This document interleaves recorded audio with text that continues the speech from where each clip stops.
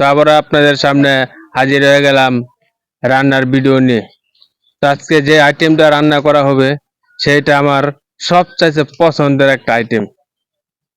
তা হলো আলু দিয়ে, টমেটো দিয়ে, পাঙ্কাশ মাছ দিয়ে টমেটোর ঝোল।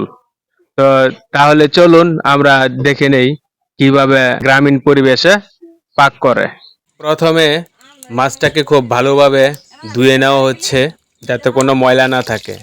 লবণ দেওয়া হলো এবং পরে দেওয়া হলো হলুদের গুঁড়া, মরিচের গুঁড়া পরিমাণ মতো। তো এটা খুব ভালোভাবে আপনারা মেখে নেবেন যাতে খুব মাছের সব জায়গায় এটা থাকে। তো এখন কড়াই তেল দিয়ে তো এটাকে খুব ভালো করে ভাজা হবে। আর এদিকে টমেটোকে প্রস্তুত করা হচ্ছে এবং দেওয়া হচ্ছে হলুদের গুঁড়া, মরিচের গুঁড়া। তো ভালো করে মেখে তারপর ঢেলে দেওয়া হলো এই আলু আর টমেটো আর মরিচ হলুদের গুঁড়া একত্রিত করবে, মিশিয়ে দেওয়া হবে দুটার সাথে। তো এদিকে মাছ ভাজা প্রায় হয়ে যাচ্ছে। তো এটা হচ্ছে মাটির চুলা, লাকড়ি দিয়ে রান্না করা হয়। তো এই যে মাছ এবং আগুনটা নিভে গেছে। তো এখন আগুনটা কাগজ দিয়ে আবার জ্বালানো হলো। তো খুবই ঘরোয়াভাবে রান্না করা হচ্ছে। মাছটা আস্তে আস্তে ভাজা হচ্ছে। এটা হচ্ছে পাঙ্কাশ মাছ।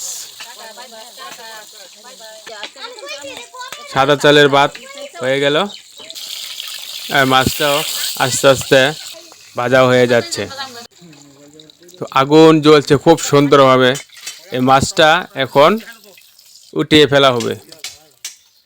তারপর এখানে ডালা হবে টমেটো।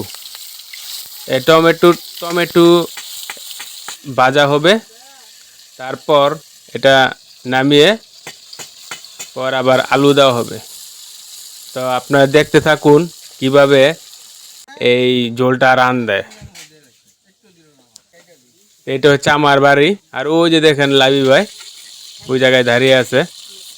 তো আস্তে আস্তে উল্টাই দিবেন যাতে দোনো সাইডের এই সঠিকভাবে ভাজা হয়, তাহলে খুব খেতে সুন্দর হবে। তো এটা এখন টমেটো এখন উঠিয়ে ফেলা হবে। আর এখন দেওয়া হবে আলুটা আপনারা দেখছেন যে বড় বড় টুকরা করে এটা দেওয়া হচ্ছে।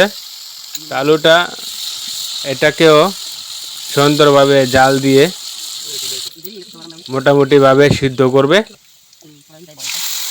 তো খুবই দারুণ একটা খাবারের আইটেম হতে যাচ্ছে। দেখুন একদম মরিচের হলুদের গুঁড়া দিয়ে লাল হয়ে গেছে, মনে হয় যেন এটা আবার টমেটো এরকম। এই যে এই লাকড়ি দিয়ে মাটির চুলায় পাকশাক করে। পানি দেওয়া হলো। তো কিছুক্ষণের মধ্যেই রান্না শেষ হয়ে যাবে। এই যে পানি দেওয়া হয়েছে 2 বার। এখন এটার মধ্যে একটু জাল দেওয়া হবে, ঢেকে দেওয়া হলো। কিছুক্ষণ জাল দেওয়ার পরে যখন বলকানি আসলো তখন এটার উপরে দেওয়া হলো পাঙ্কাশ মাছ। তো এটা দেওয়ার পরও এইটা রান্ত এটা দাও। ওই সারাক্ষণ শুধু দুষ্টুমি করে। নিমুটা খাইছে মনে হয়, নিমুটা খাই এমন করতে।